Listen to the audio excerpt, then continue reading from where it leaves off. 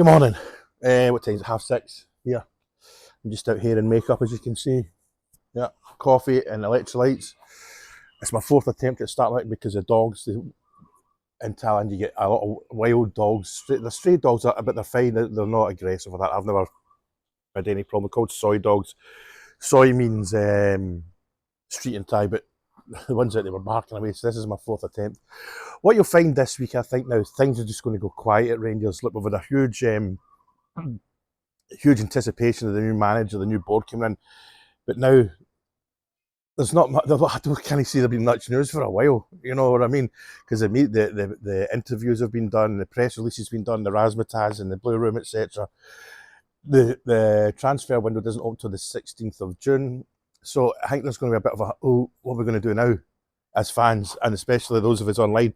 Again, a lot of the other Rangers pages and social medias are doing the stuff that the players coming in and all that, and I think I'm loving reading it. But I said I've never really done that on here until the players more or less get the scarf above his neck, not quite above his head. So what I did, I thought before I came out here, when I was at work, I thought I knew a topic that's always going to be a big talking point is your first Rangers game. So that's what we'll go with today. I know you see me in Troon, but I actually grew up at Dumbreck, just up the road from Ibrox. Like our back wall, I genuinely see the Rangers FC thing in the main stand. So if you know the area, if you come up Dumbreck Road off the 77, you've got the high flats on the left, and then when you come up to the lights, Nithsdale Road's to the right. If you look up the avenue, as we called it in Belliston Park, my house was just up on the left of it. It's a big one. It's not the more rich or that. There's actually a story behind how we got that house. Basically, a neighbour died. His American family wanted the house sold quickly. My old man basically ripped him off. We got it for half the price it should be, but that's another story altogether that'll probably go on the other side of the thing. So, right, my first game, I'll be honest with you, I can't 100% say what it was, when it was. But I'm pretty sure, in fact, I know, my old man used to take us to reserves games at Ibrox, because I think the reserve games were free to get in and the main stand was open. So what I vaguely remember, and I might be wrong with this, was the Govan was getting built at the time, or the Sandy Yard as it's now called, it was getting built at the time. So I can vaguely remember that, but my first game at Ibrox was a game, I always remember it was a friendly, and for years and years and years, I seem to remember it went to extra time and it was penalty. But I always knew it was Liverpool. So, with the power of the internet, I thought I better Google this, I better find out. I did this years ago as well, so I did know, but I kind of semi-forgot. But with the way the page is going, I thought this is important, because going to Ibrox for the first times is, it's amazing, because I remember walking down, and then the game, turns out the game was Liverpool, and Liverpool actually won 2-0. And it was the opening of the Govans, and I know we were in the Broomland rear, because I can remember looking down and it was just like, this is amazing, and it was the atmosphere, it was that, I always seem to remember it sounded like a swarm of bees, like, ooh, that's what I got. But so what I did, I thought I better look into this game. So what I did, I went into Google Rangers opening of stands, and it came up Liverpool. So what I did, I went to eBay, my address is off this for obvious reasons, it's not opened. I found the programme for the game. So what I'll do is I'll open this now. This is quite, I've not, it is generally, see what I get here. Tuesday, December the 22nd, 1981, versus Liverpool, Rangers versus Liverpool, opening match of the new stand. There's Bobby Russell on the front page. That's thingy Neil in it at the front, the Liverpool player, what's his name? He was a manager as well. So, that's quite a thrill. That'd be great to see my old man. What I'm going to do, I'll take photos of every page in this. There we go. That's amazing, man. I'm getting a bit, because my old man died. My old man died a few years ago. My mum's gone. It was 4 years ago. Yesterday she passed. And anyway, that's, 10.2 million, the cost of a new super stand. Like I say, I'll take photos of all the pages and post it. But that's amazing, man. So this is fantastic. Liverpool stars Mark Lawrence and Bruce Grobler, Phil Neal. That's it. That's Phil Neal. They're lifting the European Cup. Yeah. This is Kenny Douglas with his golf. That's one we missed out on, let's be honest. Aye, this is, I mean, that, see, growing up, that Liverpool side, there was a lot of Rangers fans supported Liverpool back then before the Chelsea connection came in. I seem to remember. I know I wanted, and I can remember getting the Liverpool Crown paints. Was it Adidas? I want them for a Christmas, but there we go. Who's that? Big Jim Stewart, Rangers legend. He is. You know, he was there for years as the Liverpool. Grobler, Phil Neal, Phil Thompson, Alan Hansen, Alan Kennedy, Mark Lawrenson, Ray Kennedy, Terry McDermott, Graham Souness, one or two will know who he is.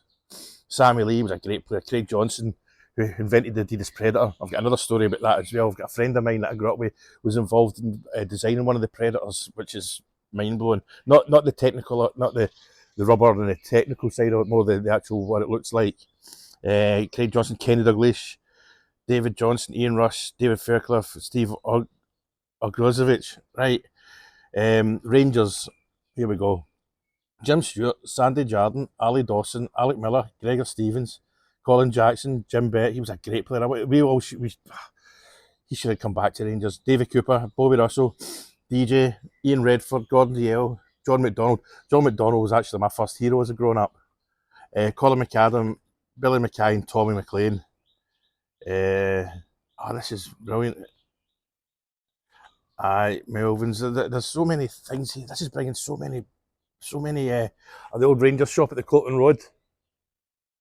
If you don't know where it was, if you came out the stadium, if you came out the underground at Ibrox, turn right, you're walking up towards the stadium. That as you turn right, looking up to Ibrox, the shop was there in the corner. I think it was a bookies for years as well, wasn't it? I can't remember. We should know things like that. But this is brilliant, man. Liverpool's 1 million Scots fuel, Souness, Dalglish, and Alan Hansen. This is brilliant, man. I'm gonna. I wish I'd done this years ago. Something you'll not get any more. So adverts, but aye. Who's that? Bob Paisley and Shankly. You know, two absolute Scottish legends. You know, I mean, yeah. So, like I say, aye. See, total ground. This is. I'll read out these stats out. Right. This is Ibrox rebuilt.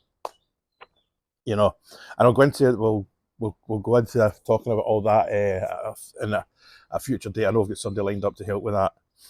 Total ground capacity 45,300. Main stand 10,400. Copeland Road stand 7,500. Enclosure 9,500 standing. Total seating 35,800.